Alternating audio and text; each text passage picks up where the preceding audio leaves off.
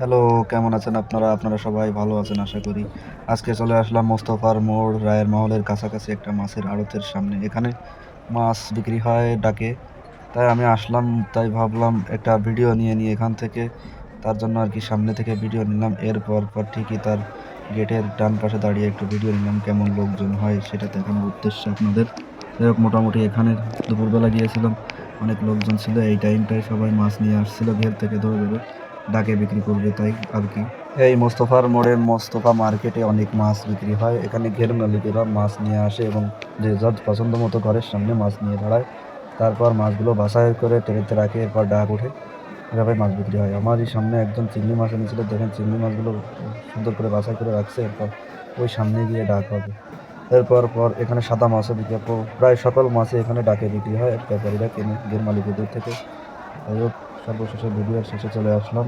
এখানে একটু সময় একটু ডাকের নমুনা দেখলাম। একটা নির্দিষ্ট নাম থেকে শুরু হয় ডাক। ভিডিওটি ভালো লাগলে অবশ্যই লাইক কমেন্ট করবেন এবং সাথে থাকবেন। ধন্যবাদ সকলকে, দেখা হবে পরবর্তী ভিডিও।